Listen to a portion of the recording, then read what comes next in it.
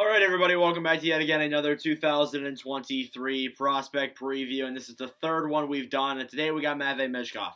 I want to do Michkov because I talked about Michkov in a video way back in the day. I'll put it on screen right now. You guys might remember it. I talked about if Michkov would be the next Ovechkin. This was around probably like July of last year, maybe August of last year, because I wanted to touch base on it, and a lot has changed in a year. And I've actually had some pretty interesting takes about Michkov. And there's really a real question where he's going to go because, A, he hasn't played internationally against most of the players that are in this draft. And B, he has a contract with the KHL until 2025, 2026. So whoever drafts him this year is going to have to wait a little bit. I'm not sure if it's 25, 26. It might be 24, 25. I really can't remember, to be honest with you. But anyways, Michkov. He was born December 9th, 2004 in Perm, Russia, so he's a Russian-born player. Of course, as I mentioned, like with, the Russia being cut out of any IIHF, he's not college. International play, basically whether it's the Olympics or the World Juniors or anything like that, Russia's been cut out of it for the past 2 years. So obviously, Michkov, again, hasn't played against any of, like, the real players in this draft since that World Juniors was canceled back in December of 2021 before the war with Ukraine raged off, and then they got banned from the IIHF. He's 5'10", 148 pounds, and shoots left. So he's a little bit taller than Connor Bedard. He actually lost weight.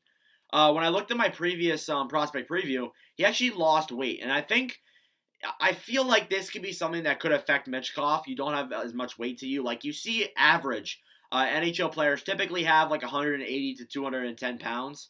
That's typically the average weight length when you look at players.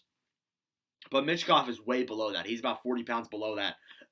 So I know that, like, maybe weight doesn't play a big role in it, but I think that with a guy like Cody Glass, who didn't weigh as much and actually had to work on, like, he actually had to build himself up to make himself stronger, I think Michkov may have to do that. But then again, who knows? And they're also, and I do want to mention this too, I should have mentioned this earlier, there is a slight possibility that he doesn't go to the NHL. And that this pick could be a complete bust. I doubt it, but I feel like there is that slight possibility that it could happen. His rankings, and with the uncertainty in, like, his draft ranking, his draft placement, there's a lot of uncertainty, like, where he's going to go. I would say there's no doubt he goes top 5, but teams might look at them and say, well, we need a long-term solution right now. We don't want a player who's going to come to us in like 2 years, or maybe not even come at all. So we want a player who will play for us, or at least will, try to play for us. And I think that a lot of teams may go in that direction, but they might see Michkov as a bona fide goal scorer and think, you know what, if he's there, we'll take him. But he's ranked number 2 by Central Scouting, number 3 by Daily Faceoff, number 3 by Dobber Prospects, number 4 by Smat Scouting, and number 4 by McKean's Hockey. He's actually, like, around a lot. He's really, I've seen, like, him be as low as 9th overall. I've seen him be as high as 2 overall.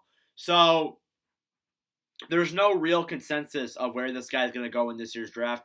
And that's understandable because this guy hasn't played internationally. We don't get to see a lot of KHL-related highlights.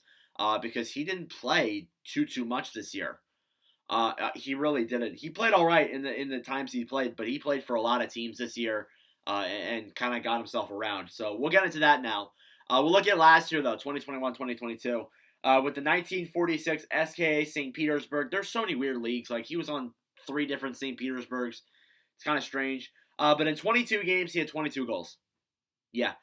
16 assists for 38 points. So having 22 goals, having like 22 points in 22 games is pretty impressive. But having 22 goals in 22 games is something else. So that goes to show that, like, the people were looking at Michkov and saying that he's going to be like the next Ovechkin type player. And I 100% agree with that. With the VAR guy, Variagi, I'm definitely saying that wrong, St. Petersburg, he played 6 games, had 8 goals, 5 assists, 13 points. So again, 6 points in 6 games is impressive, but 8 goals in 6 games is also even more impressive. So this guy has such a scoring knack to him, and we'll get into that in a second here. Then he played in the KHL, and I mentioned in my video a long time ago saying that his coach wasn't like reliant to giving young guys time in the KHL, and Michkov really didn't get much time. He played 13 games. I believe he didn't average a lot of time on ice, but he still had 2 goals, 3 assists for 5 points. And I think in a league where you're playing against adults in the KHL, it was looking up for him from there. Internationally, he played in like 3 different international levels. He played in the Russia U18, 5 games played, 8 goals, 5 assists, 13 points. He played in the Russia U19, 2 games played, 2 assists, 2 points. And then the Russia U20, he had 3 goals for 3 points. So of course he's played really solid. Just all together in that year. And that year was looking up for him. If he didn't have the contract issues, I think he goes either third or second. I think there are people who would argue him to go second. But then this year came, and this year was a little bit weird for him. And look, I don't follow like the KHL and all those other leagues like other people may religiously do, and I don't really follow prospects either up until now, except unless if it's like a guy like Connor Bedard. But yeah, like this year was just kind of a down season for him. 3 games played in the KHL with St. Petersburg and no points. I'm not sure why he didn't play a lot. Maybe he got hurt. I can't really remember exactly. I believe he did actually. Now that I realize that. Then he played with the Neva St. Petersburg. He had 12 games played, 10 goals, 4 assists, 14 points. So he got that scoring knack back. Played really solid. Then he played with the HK Sochi. Not really sure what league or what level that really is in Russia. But he had 27 games played, 9 goals, 11 assists, 20 points. Still had a solid year. But yeah, that injury, I wouldn't say it really killed his draft value because let's be honest, with the Russia contract, that kind of leaves him on a lot of uncertainty where he's going to go.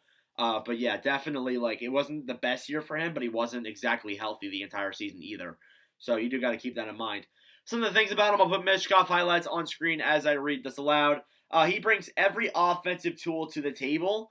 That's what I've seen in a lot of quotes. He can bring the scoring, the passing. He brings everything virtually. He is a wicked wrister, which goes to show that, like a guy like Ovechkin obviously has a great slap shot and a great wrist shot, and a guy like Austin Matthews too has a great wrist shot. Ovechkin a great slap shot. That's what I meant to say.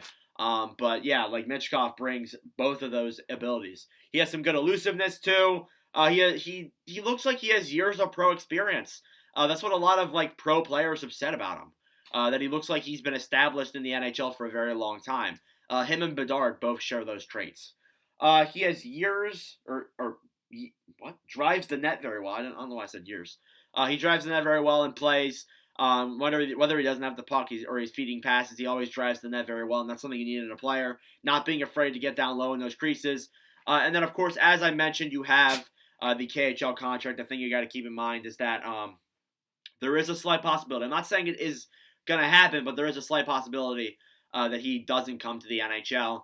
And if he's going to, it won't be until 2025, 2026, or 24, 25, I can't remember, when he leaves, or unless if he just leaves Russia early, like pulls an Alex McGinley, but can't see that happening. But yeah, Michkov should be a solid player. Where do I think he goes? I have a weird feeling he drops to 5. I feel like San Jose would probably pick him up, but I have a weird feeling that he would drop to 5th overall, and the Montreal Canadiens would select him. But if the Sharks took him, I don't think that'd be a bad pick either. I think just the Sharks are a team that, like, they're in the rebuild. They're going to be in a rebuild for a while, and they could wait to draft a guy like Michkov. And when he comes in, they'll be a really solid team right out of the gate. And there you go. So anyways, let me know your thoughts down below in the comment section about Matvei Michkov. Thank you all for watching. Next one we'll do is Will Smith and not the one who slapped Chris Rock. I like making that joke. I'll make plenty of those jokes in the Will Smith preview. But yeah, thank you all for watching, and I'll see you guys in the next video. Adios.